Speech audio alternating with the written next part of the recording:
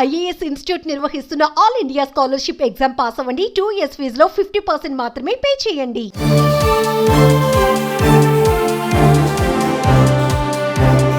గూడు కోల్పోయి కొందరు, సర్వం కోల్పోయి మరికొందరు. ఎటు చూసినా హృదయ విదారక దృశ్యాలే, ఎవరిని కదిపినా కన్నీటి వ్యధలే. ఫెయింజల్ తుఫాను విషాదం ఎన్నో కుటుంబాల్లో తీవ్ర శోకాన్ని మిగిల్చింది.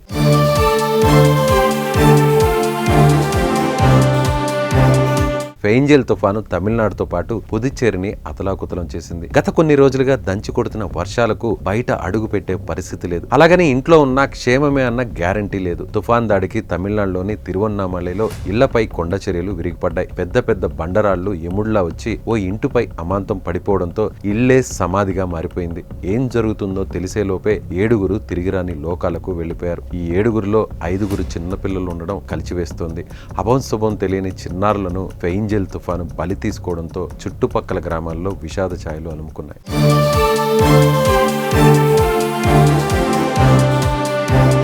ఫెయింజల్ తుఫాను తమిళనాడు రాష్ట్రాన్ని అతలాకుతలం చేస్తోంది. తుఫాను తీరం దాటినప్పటి నుంచి తమిళనాడులో భారీ వర్షాలు కురుస్తున్నాయి. వానల కారణంగా రికార్డు స్థాయిలో వర్షపాతం నమోదవుతుంది. ముఖ్యంగా తిరువన్నామలై, విల్లుపురం, పుదుచ్చేరి వరదలతో భారీగా నష్టపోతున్నాయి. ఇళ్లు, రోడ్లు పూర్తిగా జలమయమయ్యాయి. ఇళ్ల నుంచి ప్రజలు బయటకు వచ్చే పరిస్థితులు కనిపించడం లేదు. వరదల దాటికి వంతెనలన్నీ పూర్తిగా కొట్టుకుపోయాయి. వరద నీరు ఇళ్లలోకి చేరి ప్రజలు నానా అవస్థలు పడుతున్నారు. వేల ఎకరాల్లో పంట నష్టం జరిగింది. వందలాది కుటుంబాలు రోడ్డున పడ్డాయి.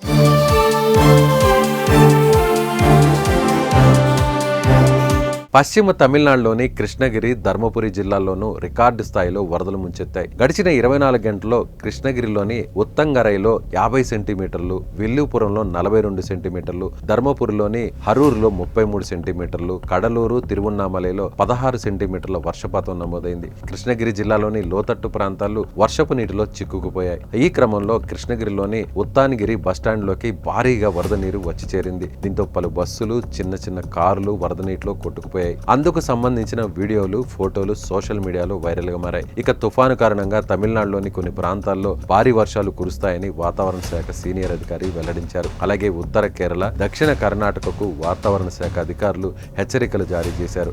డిసెంబర్ 3 నాటికి ఉత్తర కేరళ, కర్ణాటక మీదుగా అరేబియా సముద్రానికి ఫెయింజల్ తుఫాను వెళ్లే క్రమంలో భారీ వర్షాలు కురిసే అవకాశం ఉందని భారత వాతావరణ శాఖ ప్రకటించింది.